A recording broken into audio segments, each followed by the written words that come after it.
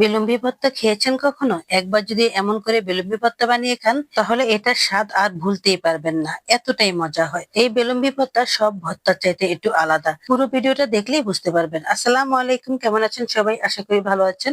আলহামদুলিল্লাহ, আমিও ভালো আছি। আমি অনেকগুলো বেলুম্বি নিয়ে নিয়েছি আর তারপর এগুলোকে ভালো করে ধুয়ে নিয়েছি। আর এখানে আমি বেশ খানিকটা তেল দিয়ে দিলাম, তার মধ্যে দিয়ে দিলাম একটু করে পাঁচফোড়ন গুঁড়া, আর তার মধ্যে বেলুম্বি গুলো দিয়ে দিলাম। বাস এখন ভালো করে নেড়ে চেড়ে মিশিয়ে নিচ্ছি। আর চুলার আঁচটা একদম কমিয়ে রেখেছি, কারণ এই বেলুনবি থেকে পানি বের হবে, আর পানি বের হয়েই এই বেলুনবিটা সিদ্ধ হবে। তারপর দিয়ে দিচ্ছি এখানে বেশ খানিকটা রসুন কুচি, আর এই রসুন কুচিটা উপর দিয়ে ছিটিয়ে দিলেই হবে। এখন বেলুনবির সাথে রসুনটাও ভাজা হয়ে যাবে। আর এখন ঢাকনা দিয়ে দিলাম, বাস বেশ খানিকক্ষণ পর উল্টিয়ে দেখলাম যে অনেকটা পানি বের হয়ে গেছে, আর বেলুনবি গুলো প্রায় সিদ্ধ হয়ে এসেছে। আবার কিছুক্ষণ নেড়ে চেড়ে তারপর আবার আমি এই একইভাবে ঢাকনা দিয়ে রেখে দিচ্ছি। আর এদিকে আমি মশলাটা মিশিয়ে নিচ্ছি। এখানে আমি হলুদের গুঁড়ো, ধনিয়ার গুঁড়ো, মরিচের গুঁড়ো, জিরের গুঁড়ো দিয়েছি, আর সাথে দিয়েছি স্বাদ মতো লবণ। আর এবার পানি দিয়ে ভালো করে মশলাটা গুলিয়ে নিচ্ছি। এখানে বেলুম্বির সাথে ডাইরেক্ট তেলের মধ্যে মশলাটা দিলে একদম মশলাটা পুড়ে যাবে, এতে করে বেলুম্বির এই ভর্তাটা একদমই মজা লাগবে না। তো যাই হোক, এই তো বেলুম্বি গুলো সিদ্ধ হয়ে গেছে।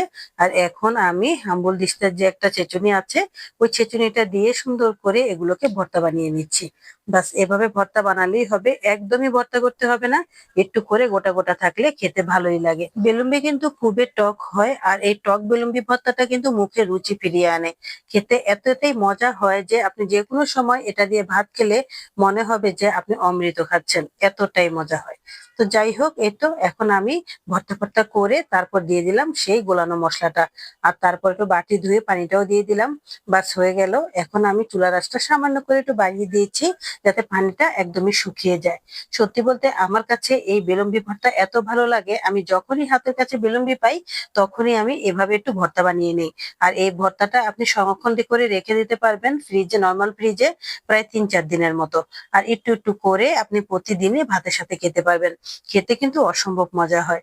আর তারপর দিয়ে দিলাম সামান্য করে একটু গুড়, আপনি চাইলে চিনিও দিতে পারেন। তো গুড়টা দেওয়ার পর আবার কিছুক্ষণ নেড়ে চেড়ে মিশিয়ে নিচ্ছি। গুড়টা গলে যাওয়ার পর তারপরে তুলে ফেলবো। এই তো গুড়টা প্রায় গলে এসেছে। আর এই গুড়টা দিলে কি সুন্দর একটা ব্যালেন্স হয়, মানে খেতে খুবই ভালো লাগে।